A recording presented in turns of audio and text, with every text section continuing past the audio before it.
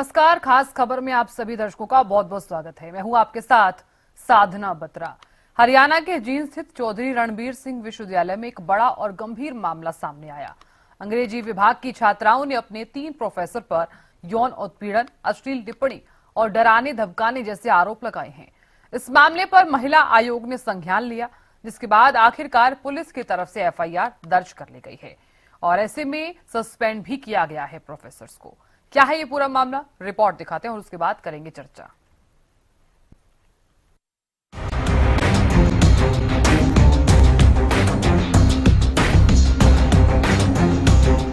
चौधरी रणबीर सिंह विश्वविद्यालय की छात्राओं द्वारा कार्यरत 3 शिक्षकों पर लगाए गए गंभीर आरोप को लेकर पुलिस ने 2 प्राध्यापकों के खिलाफ मामला दर्ज किया है। मामले में महिला आयोग की अध्यक्ष रेणु भाटिया जांच के लिए विश्वविद्यालय पहुंची थी। इस दौरान उन्होंने एसपी को मामला दर्ज करने को लेकर दिशा निर्देश दिए थे। वहीं इस मामले में महिला आयोग ने जिला पुलिस को 24 घंटे का समय मामला दर्ज करने के लिए दिया था। उससे पहले पुलिस ने जींद सदर थाना में 2 प्रोफेसर के खिलाफ मामला दर्ज कर लिया है। एसपी कुलदीप सिंह ने मामले की जांच को लेकर अतिरिक्त पुलिस अधीक्षक सोनाक्षी सिंह के नेतृत्व में कमेटी का गठन किया था। गठित कमेटी ने विश्वविद्यालय की आंतरिक कमेटी से विचार विमर्श और महिला आयोग हरियाणा की अध्यक्ष रेणु भाटिया के निर्देशानुसार और विश्वविद्यालय की विद्यार्थियों से प्राप्त शिकायत आधार पर कार्रवाई करते हुए सदर थाना पुलिस ने बर्खास्त किए गए प्राध्यापक के खिलाफ विभिन्न धाराओं के तहत मामला दर्ज कर लिया है। एसपी कुलदीप सिंह ने स्पष्ट किया कि जींद पुलिस महिला विरुद्ध अपराधों को लेकर गंभीर है और सूचना प्राप्ति के साथ तुरंत प्रभाव से कार्रवाई अमल में लाई जाती है। चलिए बताते हैं कि जींद यौन उत्पीड़न मामला क्या है। सीआरएसयू की कुछ छात्राओं ने लगाए प्रोफेसर पर गंभीर आरोप। प्रोफेसर पर छात्रा पर दबाव बनाकर व्हाट्सएप पर अश्लील बातें करने के आरोप। विवाद बढ़ने पर यूनिवर्सिटी प्रबंधन ने लिया एक्शन। विभाग के 3 प्रोफेसरों को सस्पेंड कर दिया गया। कुलपति ने इंटरनल जांच कमेटी गठित की। मामले में छात्रों ने प्रदर्शन कर यूनिवर्सिटी में प्रोफेसरों का पुतला भी फूका। महिला आयोग ने मामले पर संज्ञान लिया। महिला आयोग के संज्ञान के बाद पुलिस ने दर्ज की एफआईआर। यूनिवर्सिटी के प्रोफेसर पर एफआईआर के साथ 3 सदस्यीय कमेटी गठित। वहीं चौधरी रणबीर सिंह यूनिवर्सिटी जींद की घटना पर सांसद जयप्रकाश ने कहा कि ये सरकार जो बेटी बचाओ बेटी पढ़ाओ की बात कर रही है, ये बिल्कुल ढकोसला है। ये सरकार जो बेटी बचाओ बेटी पढ़ाओ की बात करती है, ये बिल्कुल एक ढकोसला है। जिस तरीके से उन बच्चियों के साथ, जो मेरे को आज से 4 दिन पहले ही बात है, पत्रकार साथियों ने बताया, मैं एक सामाजिक विवाह समारोह में आया था गांगोली, तो उससे तो मुझे ऐसा लग रहा है कि सरकार में संवेदना नाम की, चिंता नाम की, पीड़ा कि किसी भी कन्या के साथ, महिला के साथ इस तरह की बात है, इनके अंदर नहीं। इससे साबित होता है, इससे ये भी साबित होता है कि नारायण का थोथा रहा ना ये बेटी बचा सकती। वहीं हरियाणा महिला आयोग की अध्यक्ष रेणु भाटिया ने कहा कि पुलिस ने अभी 2 प्रोफेसरों के खिलाफ एफआईआर दर्ज की है। तीसरे के खिलाफ भी जल्द कार्रवाई होगी। किसी भी व्यक्ति को महिलाओं का अपमान करने की इजाजत नहीं दी जा सकती।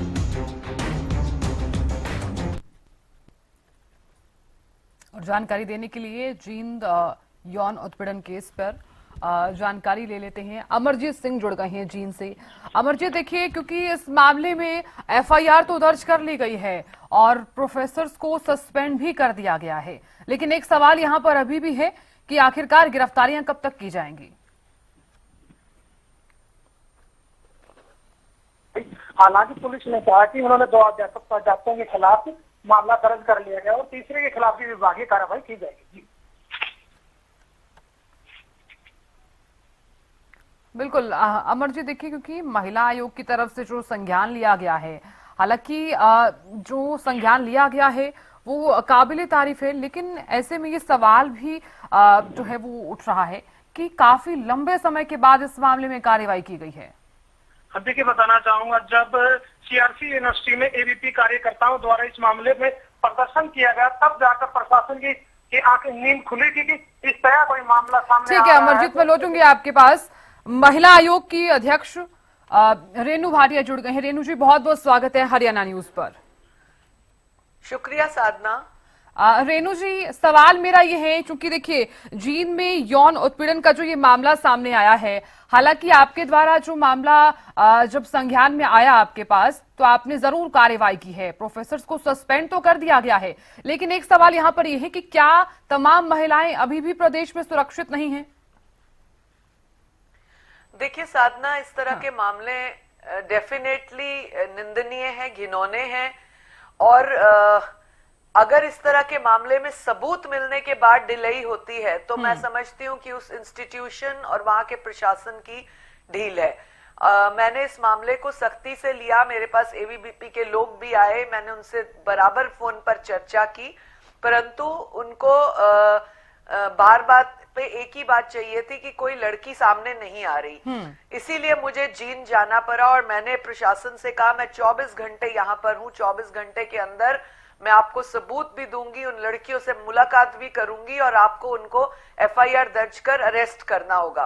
वही बात हुई मेरे पास। मैंने अपने तरीके से उन बेटियों को बुलाया, उनसे बातचीत की और उन्होंने सबने अपनी पीड़ा को बताया, और एक नहीं कई कई बेटियां हैं, कई कई, ये तो एक के साथ ये बात सामने आई।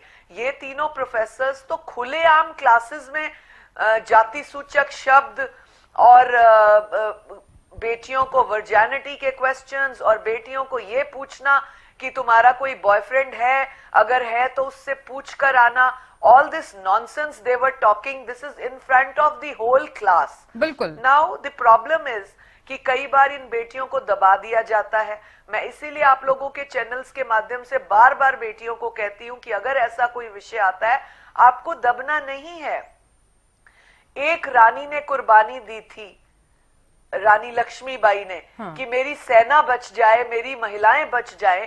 एक रानी की कुर्बानी से हजारों महिलाएं बची।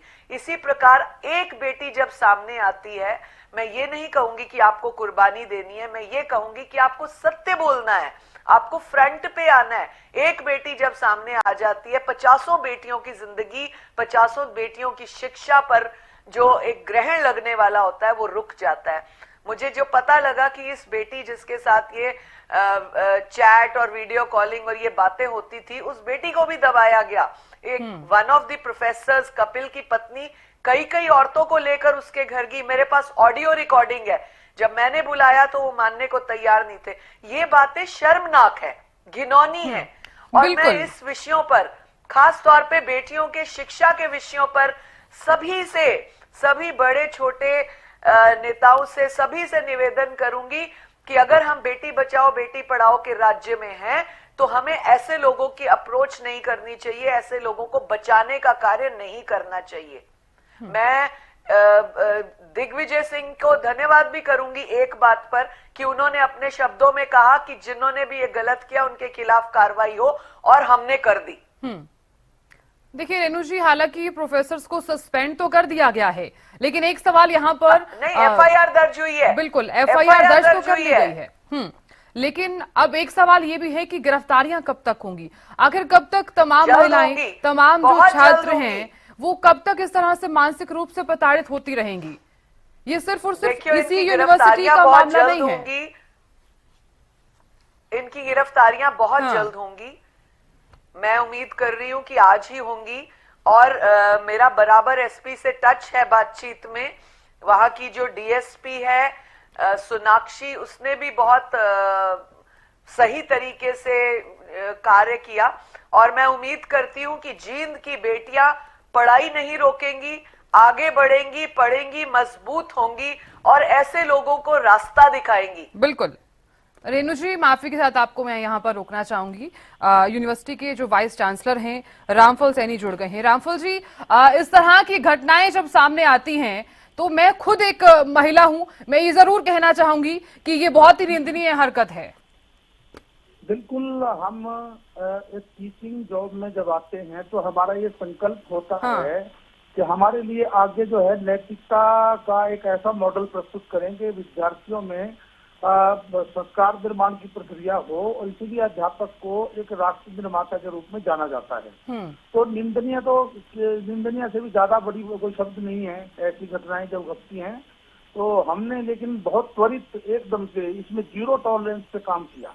जैसे ही मेरे को शिकायत अननोन मिली, मुझे कोई नाम से शिकायत नहीं मिली थी, जैसे ही मुझे शिकायत मिली हमने तुरंत प्रभाव से तीनों जो पार्ट टाइम टीचर हैं, ये कोई रेगुलर फैकल्टी नहीं है, पार्ट टाइम जो हम इनको हायर करते हैं कुछ टाइम के लिए, अभी ये पिछले साल लगे हुए थे, इसलिए हम इनको हटा भी नहीं पाए थे दोबारा से। तो जैसे ही मैंने अभी ज्वाइन किया था तो ये घटना भी 6 महीने पुरानी है, मई की घटना है ये, इसमें कहीं आपस में चैट की हुई है। तो जैसे ही मेरे संज्ञान में मामला आया कोई बिना नाम के, तो मैंने इसकी ना परवाह करते हुए कि ये कभी किसी नाम की शिकायत नहीं है, नाम से मैंने तुरंत प्रभाव से तीनों को निलंबित करके उनकी यूनिवर्सिटी में एंट्री बैन कर दी, और जो इंटरनल कंप्लेंट कमेटी है उसको रेफर कर दिया मैटर। और उसके बाद भी मैंने तुरंत पुलिस को भी उसकी सूचना दे दी। फिर मैडम जो हमारी विमेन कमीशन है हरियाणा की, उनकी मैडम जो डॉक्टर अभी आपसे बात हो रही थी, मैडम रेनू भाटिया, वो आई, उन्होंने भी बहुत अच्छा रोल अदा किया। उन्होंने भी बहुत अच्छे से जानकारी लेके और तुरंत मुकदमा दर्ज करवाने में मदद की, और वो तुरंत से FIR भी दर्ज हो गई है, और उनको यूनिवर्सिटी से बाहर का रास्ता भी दिखा दिया गया है। उनके ऊपर जो है मतलब हमने मैक्सिमम जो हम कर सकते थे वो हमने कार्रवाई कर दी है। रामफल जी देखिए, काफी लंबे समय से हम इस मामले को हम लगातार देख भी रहे थे। जैसा कि मैं पढ़ पाई हूँ, जितनी जानकारी मुझे मिल पाई है इस मामले को लेकर, काफी लंबे समय से ये छात्राएं जो है वो प्रताड़ित हो रही थी। आप कह रहे हैं कि पूरे 6 महीने के बाद ये मामला आपके सामने आया है, तो करीब 6 महीने नहीं, इससे पहले भी वो प्रताड़ित हो रही होंगी। मैडम सुनो, देखो हम कोई प्रिज्यूम करके बात नहीं करते। जब कोई घटना होती है, हम सारा शिक्षक समाज गंदा नहीं है। वहाँ यूनिवर्सिटी में 200 शिक्षक हैं, 174 जो पार्ट टाइम शिक्षक हैं, और 20-25 रेगुलर फैकल्टी के भी हैं जो प्रोफेसर हैं। ये असिस्टेंट लेक्चरर हैं, assistant professor on part time basis. और सारे अगर समाज ऐसा गंदा हो जाएगा तो कैसे चलेगी। वहाँ इतनी छात्राएं हमारे पास, हम उनकी बहुत सुरक्षा की व्यवस्था हमने की हुई है। हमने वार्डन्स वहाँ पे लगाए हुए हैं, हमने चीफ सिक्योरिटी ऑफिसर लगाए हुए हैं, सिक्योरिटी गार्ड लगाए हुए हैं, हमने सजेशन बॉक्स रखे हुए हैं, हमने हर एक व्यवस्था वहाँ पे कर रखी है। ऐसा नहीं है बिल्कुल भी कि किसी भी छात्रा को, और अगर ऐसा होता तो ये सामने नहीं आना था मैटर। और अगर किसी की पर्सनल चैट को कोई व्यक्ति अगर हमारे संज्ञान में लेकर आया तो आप कार्रवाई देखिए ना कितनी जल्दी और कितनी त्वरित हुई है। हमने 3-4 दिन के अंदर अंदर सारा कुछ मामला FIR दर्ज भी कर दी, उनको सारा कुछ कर दिया। रामफल जी, आप कैसी बातें कर रहे हैं? कोई एहसान थोड़ी किया है आपने कार्रवाई करते हुए। 3-4 दिन में अगर कार्रवाई की है तो आप सोचिए कितने लंबे समय से वो इस तरह से प्रताड़ित हो रही होंगी। नहीं कितने सोचिए, ना सिर्फ यही छात्राएं, थोड़ी और भी छात्राएं फिर तो प्रताड़ित हो रही होंगी। ऐसा नहीं है ना, ये हम इस बात को ऐसे नहीं ले सकते। हम इस बात को ऐसे लेते हैं कि हमें सच्चे मन से, सच्चे ढंग से, पूरी कमिटमेंट के साथ जब हम सभी शिक्षक अपने विद्यार्थियों को अपने बच्चों की तरह उनकी नैतिक जिम्मेदारी लेके बढ़ते हैं, तो ये कार्रवाई आगे ऐसा नहीं होगा। मतलब ऐसी कोई घटना नहीं घटेगी जब हम बहुत सजग होकर काम करेंगे। रामफल जी, आपकी ये नैतिक कार्रवाई जरूर बनती है, बल्कि आपकी एक जिम्मेदारी भी मैं कहूंगी। एक वाइस चांसलर जो यूनिवर्सिटी में हर वक्त मौजूद रहता है, वो छात्राओं की अगर सही से देखभाल नहीं कर सकेगा, जिम्मेदारी को अच्छे तरीके से नहीं संभाल सकेगा, तो वो कैसा वाइस चांसलर है? बिल्कुल बिल्कुल मैं आपकी बात से 101% सहमत हूँ, और हम बिल्कुल सजग भूमिका में और बिल्कुल अच्छी भूमिका में पूरे कमिटमेंट के साथ, और हमारी ये सामाजिक, नैतिक और हमारी कानूनी सारी तरह से जिम्मेवारी है, और हम इसके लिए पूरी तरह से प्रतिबद्ध हैं। आने वाले समय में भी बहुत प्रतिबद्धता से, इससे भी ज्यादा प्रतिबद्धता से इस घटना से और ज्यादा सजग होकर के अपने विद्यार्थियों को ज्यादा सुरक्षा प्रदान करेंगे, ज्यादा उनको ऐसा माहौल देंगे ताकि वो अपनी बात को भी बहुत ही स्वतंत्र तरीके से और सुरक्षित तरीके से रख सकें। बिल्कुल रामफल जी, हम उम्मीद कर सकते हैं कि आगे इस तरह से जो छात्राएं यूनिवर्सिटी में हैं वो प्रताड़ित ना हो। बिल्कुल हाँ जी, आप विश्वास करें। ठीक है रामफल जी, आप बने रहिए। रेनू भाटिया जी भी लगातार बनी हुई है। रेनू जी, आपने सुना रामफल जी ने क्या कुछ कहा। देखिए, एक नैतिक जिम्मेदारी तो बनती है, वाइस चांसलर की भी बनती है, तमाम शिक्षक समाज की भी बनती है, लेकिन रेनू जी, मेरा सवाल ये है, क्योंकि मैं खुद भी एक महिला हूं, एक सवाल मेरे मन में ये भी है कि अगर इस तरह की घटनाएं सामने आती हैं तो ना सिर्फ छात्राएं बल्कि पेरेंट्स के मन में भी एक डर बैठ जाता है कि हम किस तरह से भेजें यूनिवर्सिटीज में अपनी बच्चियों को। बिल्कुल ठीक आपकी बात है। ये तो एक प्रैक्टिकल बात है कि अगर कहीं पर इस तरह की घटना होती है तो सारे पेरेंट्स के लिए एक बात होती है। हम तो पूरा हरियाणा ट्रैवल करते हैं, जब हम कई स्कूल्स में भी देखते हैं छोटी बच्चियों के साथ अगर बैड टच या कुछ इस तरह की बातें होती है तो बच्चियां सहमी हुई होती हैं। हमको अलग से उनके साथ बैठकर बातचीत करनी पड़ती है और उनके पेरेंट्स को बिठाना पड़ता है। लेकिन दोबारा से मैं एक ही बात दोहराऊंगी और मैं चाहती हूं कि हरियाणा न्यूज इसको बार बार दिखाए कि जितनी भी लड़कियां इस तरह की हैं, अगर प्रताड़ित है, कृपया करके वो साइलेंट ना रहे। महिला आयोग के दरवाजे 24/7 365 खुले हैं। हमारी वेबसाइट पे हमारे सारे नंबर्स हैं और आप हमें उन नंबर्स पर कॉल करके या अपना एक मेल करके या अपना एक कंप्लेंट लिखकर भेज सकते हैं। हम लोग आपका नाम, आपकी पहचान बिल्कुल क्वाइट रखेंगे, बट हमारे पास कोई डिटेल होना चाहिए so that we go there and मारो छापा and find out the actual facts. अगर बेटियां ही दूर चुप रहेंगी वो ये सोच के कि कोई बात नहीं, ऐसे तो कईयों के साथ होता है, मेरे साथ भी हुआ, मैं साइलेंट रहूं, तो ये अपराध बढ़ता रहेगा। और मैं निवेदन करूंगी पूरे हरियाणा की यूनिवर्सिटीज के वाइस चांसलर्स को, पूरे हरियाणा के कॉलेजेस के प्रिंसिपल्स को, स्कूल के प्रिंसिपल्स को कि अगर इस तरह की घटना होती है आईसी कमेटी में गहराई से जांच करें। अगर आईसी कमेटी में ढिलाई हुई तो हम उसका सख्ती से उस पर कार्रवाई करेंगे। उसमें फिर कॉलेज और यूनिवर्सिटीज भी आ जाते हैं। आईसी कमेटी बनी ही इसलिए है, रेगुलर इसको काम करे। कोई बात आती है इस बात को सोचे बिना कि कॉलेज का नाम बदनाम होगा, कॉलेज का नाम बदनाम का सोचने से पहले आप उस व्यक्ति को निकाल दें। इनकी मैंने पूरी जानकारी ली। One of the professor was in Indus school also, where there also 2 friends ने मिलके एक छोटी लड़की का जो है उसको भगाने का काम किया, नाबालिग लड़की को। Now I am after that case, I will now work on that case why he did that. और ऐसे प्रोफेसर जो आप टेम्परेरी रखते हैं, चाहे परमानेंट हो टेम्परेरी हो, ये बर्दाश्त नहीं होगा अगर वो इस तरह की घिनौनी हरकतें करते हैं। बिल्कुल रेणु जी, मुझे लगता है कि जब भी हम किसी शिक्षक की भर्ती करते हैं उसकी काउंसलिंग जरूर होनी चाहिए, उसका बैकग्राउंड जो है वो जरूर चेक किया जाना चाहिए। बिल्कुल ठीक बात कह रहे हैं आप, लेकिन अफसोस इस बात का है कि आप मीडिया के लोग या हम महिला आयोग बच्चों को समझाएं, छोटी छात्राओं को समझाएं या इस तरह के मैच्योर 35-40 साल वाले शिक्षकों को समझाएं। दुर्भाग्य ये है। बिल्कुल रेणु जी, क्योंकि देखिए आप खुद मामले को देखती हुई भी नजर आई और ऐसा नहीं है कि मामले में एक्शन नहीं लिया गया, मामले में एक्शन भी लिया गया है। आप खुद यूनिवर्सिटी में पहुंची, तमाम छात्राओं से मिलती हुई नजर भी आई हैं। तो जब जो तमाम पेरेंट्स हैं, आप उनको क्या कुछ संदेश देना चाहेंगी जब इस तरह की घटनाएं सामने आती हैं? आप भी जानती हैं कि डर का जो माहौल है वो जरूर पेरेंट्स के मन में रहता है और शायद मुझे लगता है कि जब इस तरह की घटनाएं सामने आती होंगी तो पूरे मोहल्ले में यही रहता होगा कि क्यों इन छात्राओं को स्कूल या कॉलेज भेजा जाए। देखिए, मेरा एक बहुत हाथ जोड़ के विनती और निवेदन पेरेंट्स से भी है कि ये घटना किसी के भी साथ हो सकती है। आज मेरी बेटी के साथ, कल तेरी बेटी के साथ, परसों उसकी बेटी के साथ। बिल्कुल इस सोच के साथ हमें आगे बढ़ना होगा। अगर हम ये सोचे अच्छा उसकी बेटी के साथ हुआ है, चलो छोड़ो, हम क्यों अपना बीच में आए, तो फिर ये मामला खराब होता है। अगर मेरी बेटी के साथ, खुद की बेटी के साथ भी हुआ हो तो भी हमें इस आवाज को उठाना चाहिए, क्योंकि हो सकता है हमारी आवाज उठाने से और 10 बेटियां जो प्रताड़ित हो रही हैं, जो फंसी हुई हैं, डिप्रेशन में है, टेंशन में है, टॉर्चर्ड है, शायद उनको सुकून मिले और वो पढ़ाई कर सके। बेटियां पढ़ाई करने आती हैं या ट्रॉमा में जाने आती हैं, इस विषय को हर पेरेंट सोचे।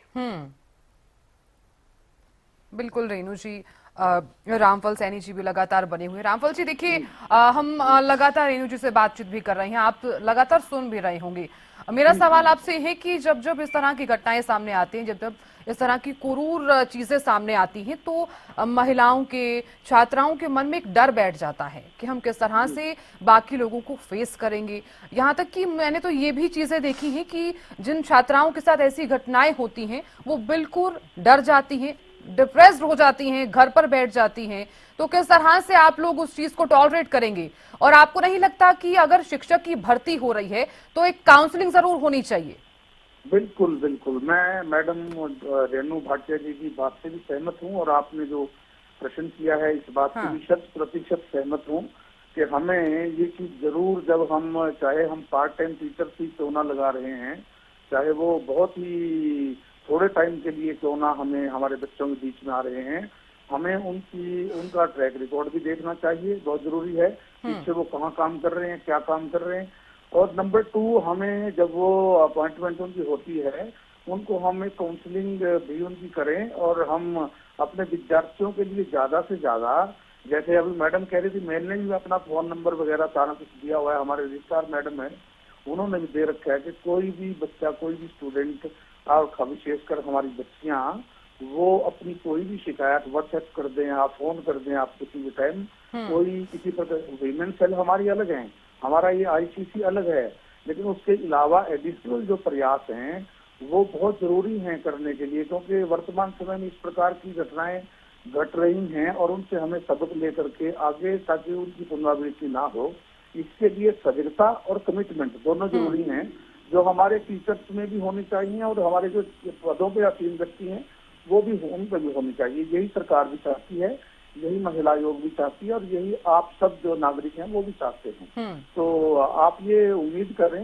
हम बहुत मतलब आशा से, आप इसमें निराश होने की जरूरत नहीं है। विद्यार्थियों को भी मैंने कल भी किया है और दोबारा भी हम अपने बच्चों को इकट्ठा करके और मैं उनके लिए स्पेशल काउंसलिंग की और खुद भी मैं उनके बीच में जाके अपने विद्यार्थियों के, विशेषकर लड़कियों के, ताकि या पेरेंट्स को भी बुलाएंगे, ताकि एक अच्छे माहौल में विद्यार्थियों के इंश्योर करें, उनके पेरेंट्स को भी, कि वो भी कोई ऐसी घटना होती है, डरने की बात नहीं है। यदि किसी के साथ भी कोई ऐसी छोटी सी भी घटना होती है उसकी तुरंत सूचना हमें दें।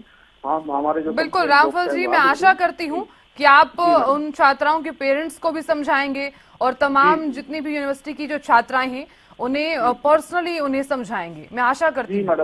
जी मैडम, थैंक यू जी, थैंक यू। और मेरा इसमें बिल्कुल मैं कमिटमेंट के साथ मेरी बात है कि हम जीरो टॉलरेंस पे हैं। जो हरियाणा सरकार की, भारत सरकार की नीति है बेटी बचाओ बेटी पढ़ाओ, उसको साकार करने में हम पूरी सजगता से और पूरी कमिटमेंट से काम करेंगे। हमारी लड़कियां सुरक्षित हैं, बेटियां, और हमारा ये परम कर्तव्य है, नैतिक भी और सामाजिक भी और कानूनी भी, तीनों तरीके से।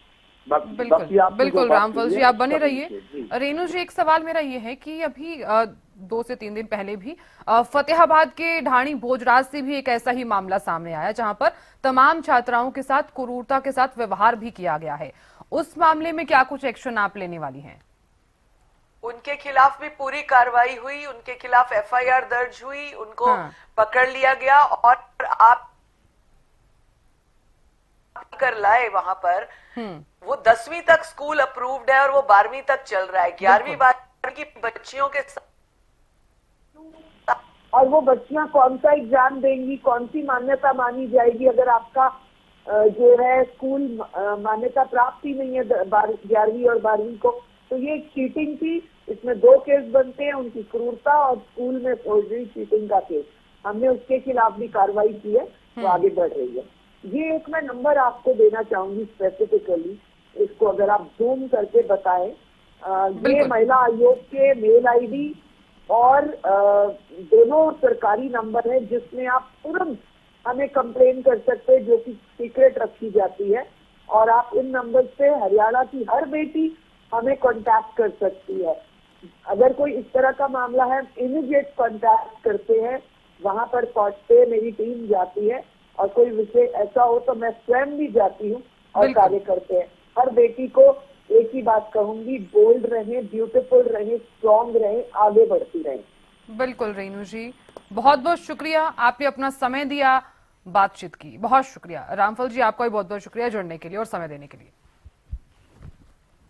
तो देखिए, जींद यौन उत्पीड़न केस, हालांकि प्रोफेसर्स पर जो है वो एफआईआर दर्ज कर ली गई है और इस मामले में जांच के लिए 3 सदस्यीय कमेटी जो है जिसका गठन किया गया है।